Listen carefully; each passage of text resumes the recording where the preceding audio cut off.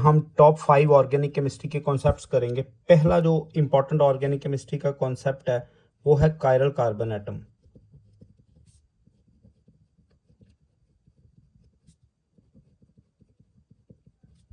Chiral carbon atom है क्या और ये कैसे ऑप्टिकल एक्टिविटी में हेल्प करेगा। देखिए, कायरल कार्बन एटम एक ऐसा कार्बन जिसके चारों तरफ जो ग्रुप्स होंगे वो डिफरेंट लगे होंगे। चारों के चारों ग्रुप्स जो हैं वो डिफरेंट होने चाहिए। जैसे मैंने एग्जांपल में बताया, ये कार्बन है, इसके राउंड ए ग्रुप अलग है, बी, डी और ई। अब देखिए, हम एक एग्जांपल लेंगे इधर। अगर तो मैं ये वाला एक कंपाउंड ले लूं तो इस कार्बन के अराउंड देखिए चारों ही ग्रुप्स अलग अलग हैं। ये हाइड्रोजन, ब्रोमो, फ्लोरो और आइडो। तो इस कार्बन को हम बोलेंगे कायरल कार्बन एटम या कायरल सेंटर। अगर आपके पास इस तरह से कोई कंपाउंड आ जाए, देखिए ये आ जाए, या आपके पास हाइड्रोजन, ये Cl, ये मैं आपकी कन्वीनियंस के विद रिस्पेक्ट टू जो बता रहा हूँ। देखिए इसके चारों तरफ ये सेम ग्रुप्स हैं, कोई दो भी सेम नहीं होने चाहिए। इट मीन ये कायरल नहीं होगा। ये दो सेम आ गए हैं, ये भी नहीं होगा। तो कायरल कार्बन एटम क्या है?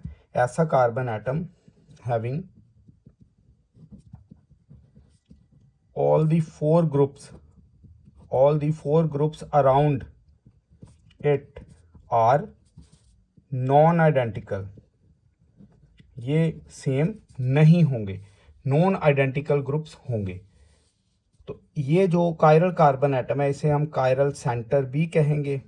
कायरल सेंटर और ऑप्टिकली एक्टिव, ये ऑप्टिकल एक्टिविटी का वन ऑफ द फैक्टर है। नॉट ऑलवेज, जरूरी नहीं है कि कायरल कार्बन एटम प्रेजेंट है तो हमेशा ही कंपाउंड ऑप्टिकल एक्टिविटी शो करे, ऐसा नहीं है। क्योंकि जो दूसरा मैं आपको इंपॉर्टेंट ऑर्गेनिक कॉन्सेप्ट बताने लगा हूं वो है मीजो कंपाउंड।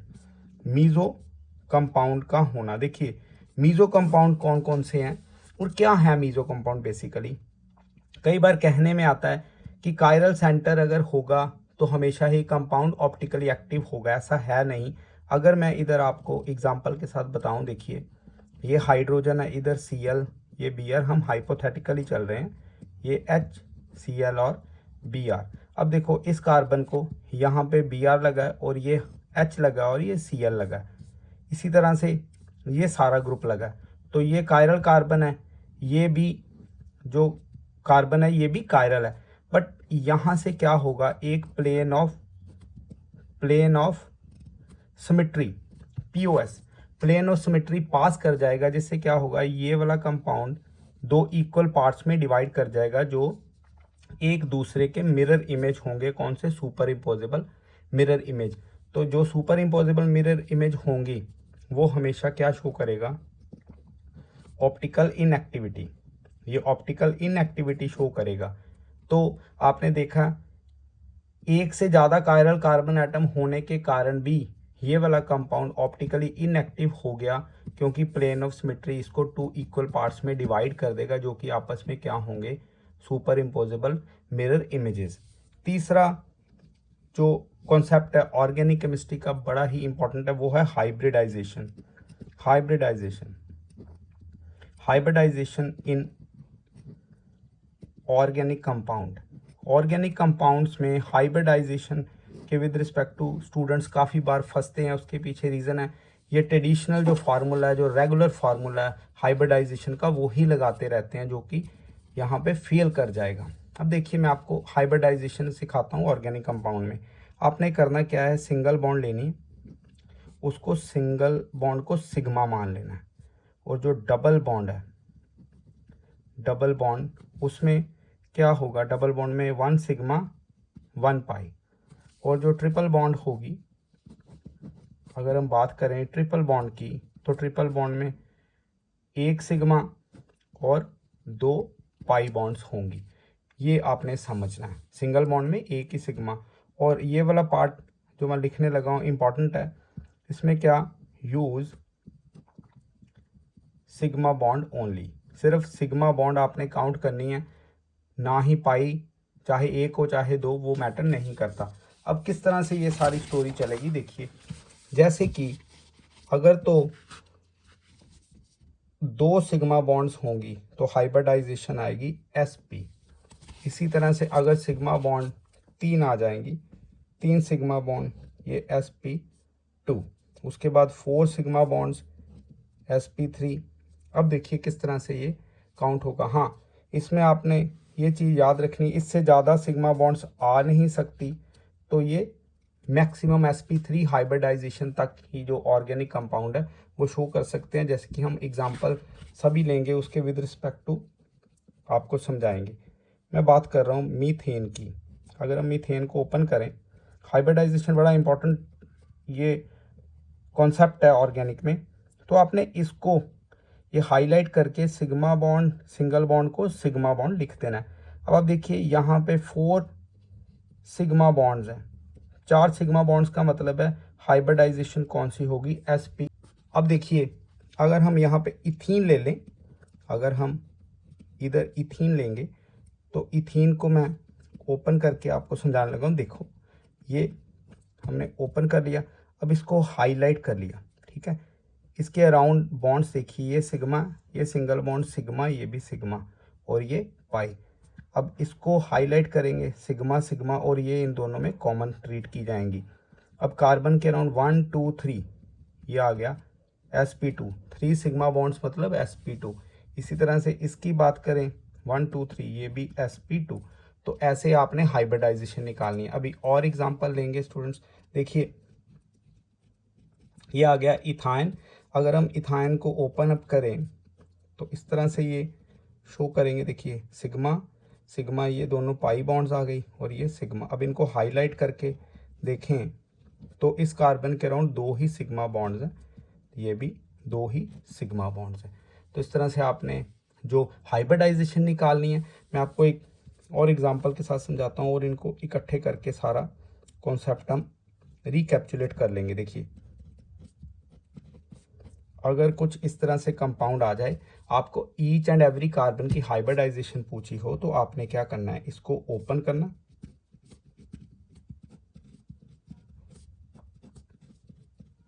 हाइड्रोजन आप चाहे इधर भी लगा लो, कोई दिक्कत नहीं।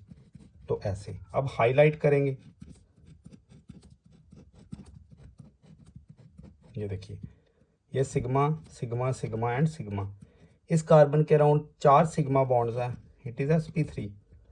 इसके अराउंड देखें, ये पाई को तो हम वैसे निगलेक्ट ही रखते हैं, बस शो करना है 1 2 3, तो ये आ जाएगा sp2 सिग्मा सिग्मा 1 2 3।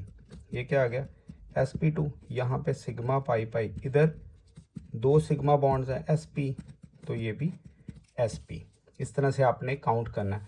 बड़ा फेमस क्वेश्चन है, 1+1 का क्वेश्चन है कि इलेक्ट्रोनेगेटिविटी के बेस पे, इलेक्ट्रोनेगेटिविटी के बेस पे जो है वो क्या करिए, एल्केन, एल्कीन और एल्काइन, इनको अरेंज करिए। अभी हम करते हैं। देखिए स्टूडेंट्स, अगर मैं एल्केन में मीथेन ले रहा हूँ, एल्केन में मीथेन लेंगे, एल्कीन में हम लेंगे ईथीन, हम लेंगे ईथीन, और एल्काइन में हम लेंगे इथाइन। अब इस कार्बन की हाइब्रिडाइजेशन अगर देखी जाए तो ये आ गई sp3। अगर इसमें देखें तो मैंने पीछे भी आपको बताया, तो इन दोनों कार्बन्स की हाइब्रिडाइजेशन sp2 आएगी और ये आ जाएगी sp, दोनों की sp। आपने याद रखना है, मोर s characters more electronegativity, electronegativity उतनी ज़्यादा होगी। अब देखिए सबसे ज़्यादा इलेक्ट्रोनेगेटिव इसमें आपको पता है sp में 50% है, 50% होने के कारण ये सबसे ज़्यादा इलेक्ट्रोनेगेटिव sp, फिर sp2 और फिर sp3। s कैरेक्टर कम होते जाते, इट मीन्स सबसे इलेक्ट्रोनेगेटिव इन तीनों में से एल्काइन है, फिर एल्कीन है और फिर डियर स्टूडेंट्स एल्केन है।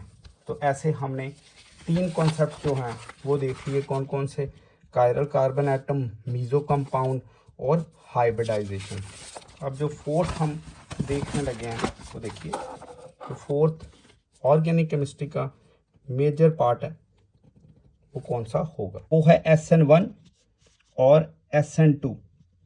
इनमें देखना, देखिए SN1 SN2 किस तरह से, SN1 nucleophilic, it is nucleophilic substitution unimolecular, और ये न्यूक्लियोफिलिक सब्स्टिट्यूशन बाइमॉलिक्यूलर। ओके, देखिए इसमें जो सबस्ट्रेटम का या रिएक्टिविटी ऑर्डर है वो है 3 डिग्री, एल्काइल हैलाइड का या हेलो एल्केन का 1 डिग्री, इसमें 1 डिग्री, 2 डिग्री और 3 डिग्री।